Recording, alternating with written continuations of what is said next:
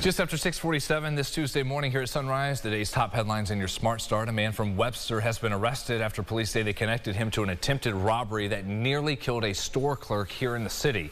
This happened in November. A worker at the discount market on Hudson Avenue was shot multiple times and did survive the attack. Police later arrested 45-year-old Vincent Catalano. He faces assault and attempted robbery charges. In the Finger Lakes, a Canandaigua man faces nearly 60 years in prison after a conviction on more than 10 charges in a case described as terrifying. That is what we heard from the Ontario County DA. Prosecutors say 21-year-old Alexander Kais held a woman captive for 2 days, and during those 48 hours, he threatened, hurt, and raped her. They say he met that victim online. Remembering 2 New York National Guard members killed in a military helicopter crash this month as they make their final journey home. Chief Warrant Officers Casey Frankowski and John Gracia from the Capital Region are back. They returned yesterday. And Gracia was a member of state police. A Border Patrol agent was also killed in the March 8th crash at the southern border. Loved ones of those service members watched on with so many in the communities as they were escorted through their home counties. It's an unfortunate process that's part of the Army. We're going to treat them with dignity and respect, and just make sure that we are caring for their families. They're our heroes. All the soldiers here are hurting, and we're doing our best. Funeral services will follow over the next week. To a dedication to a fallen pilot in our area, it was April 2022. A Mercy Flight helicopter went down during a training mission in Elba. James Sauer from Churchville and another pilot, Stuart Dietrich from Texas, were both killed. Family and friends gathered as Sauer was honored with a new tribute in Riga. Aran Spitzer joins us now with that story here in studio. Aran. Yes, a sign now stands on the corner of Attridge and Davis Roads to remember the Mercy Flight pilot. Sauer previously served with the Rochester Police Department, the Hawley Police Department, Army National Guard, and New York State Police. Sauer and flight instructor Stuart Dietrich were running a training exercise over Elba in April of 2022 when the blades of the helicopter struck the tail, causing it to break up mid-air. Monroe County Executive Adam Bellows said that by dedicating this to him, his service is honored, and it's a pledge to keep his memory alive. Throughout his life, James exemplified what it meant to serve and protect his community. He made a difference in people's lives and left the world better than he found it.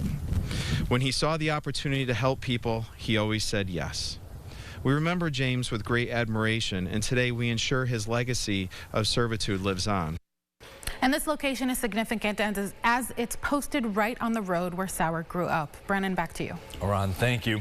Turning to a new SEC filing with federal regulators, LiCycle reports a net loss last year of $138 million. The troubled battery recycling company paused construction on its new hub in Rochester in October. In addition to those reported losses, the company says liabilities outweigh assets.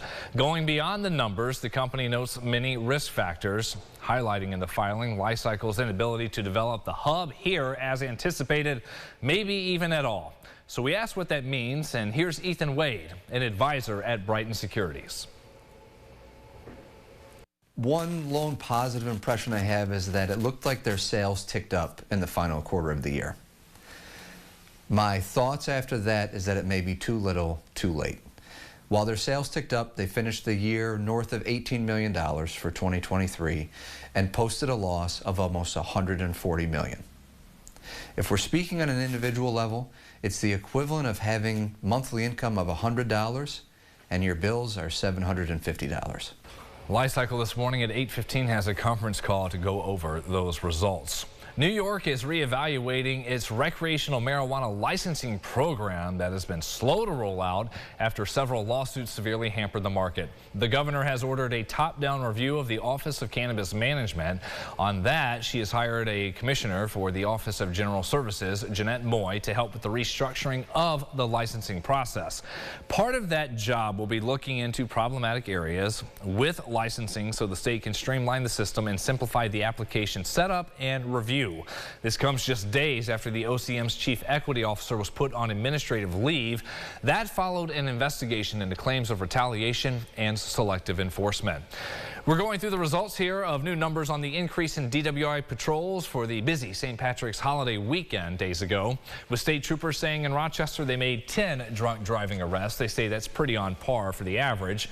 They add troopers in Buffalo and Syracuse saw similar amounts of arrests. And while that number may seem low, just 10, they explain just how much an impact one of those arrests can have.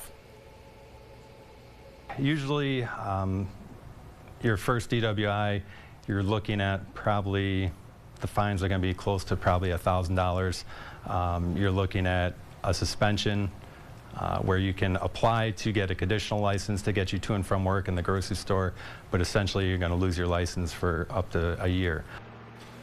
State police in the Rochester area say in total they handed out about 1,000 tickets for the holiday weekend. Let's check the roads right now. Sunrise traffic at 653 in Greece, an accident at Ladder Road and Long Pond Road if you're about to head out that way. Another one just reported Ogden, Parma, Town Line Road and Manitou Road.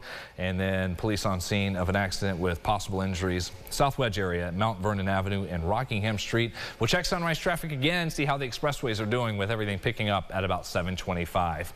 First, let's take you inside the Buffalo Huddle this morning. This is a new era on defense for the Bills secondary this fall. The only one still remaining from the original group is nickel cornerback Taron Johnson. And the Bills made sure he's not going anywhere this offseason, signing him to a 3-year, $31 million extension. Johnson admits it was hard seeing some of his longtime teammates and friends leave Orchard Park, but now is a leader in that locker room. He shared about the #1 lesson he learned from his previous mentors that he will take going forward. I feel like just how level-headed they stayed, you know what I'm saying? When things were bad, which honestly wasn't often, they stayed the exact same as when things were good, you know what I'm saying? The consistency is the key, I feel as though, you know? And just making sure that I stay consistent, not just with my level of play, but just even my demeanor when it comes to if something good happens or if something bad happens. Staying in Buffalo, but on ice, the Sabres, they're on a West Coast swing this week, fighting for a playoff spot, and they begin that trip in Seattle against the Kraken. They've never beaten the latest expansion team. 24 seconds in, they would get scored on. They would not give up, though. Tage Thompson would respond 25 seconds later. Buffalo wasn't done yet. Jeff Skinner would pick one up later on. The left circle puts that one in the back of the net. He had a hat trick. Alex Tuck gets the Sabres' third goal. That would be the winner as the Sabres continue to pile on, beating the Kraken 6-2. They're in Vancouver tonight for another late-night matchup. Puck drop at 10 o'clock. The current playoff chances, at least according to MoneyPuck.com, currently has Buffalo at about 7% or so to make the playoffs. The top two teams on this list will make the postseason as it stands, and the Sabres are 4 points out of the second spot. They have the fewest amount of games in hand remaining, so they need a lot more winning themselves and a lot more help on the way as they try to hold on to that chance to end the playoff drought before it hits 13 seasons. So we get in spring, playoff time for NHL, basketball, March Madness, Masters. Man, time to turn the page. Those West Coast games, 10 o'clock. I know. Forget so about late. it. I know. You get into the playoffs, too, and it's 10:30. Some of the Knicks games, same thing, 10, 10:30. You think that's something? Wait till the tip times for the tournament, Thursday, Friday. For Chodak and Marcinburg. News 8 after dark at midnight, yeah. Some of our late shows go on super late. Our noon shows will be adjusted later in the week. 10 o'clock, Thursday, Friday, special edition. Yeah, join us then and bundle up, winter jacket worthy. CBS Mornings coming your way next. We'll both see you back here at 7:25.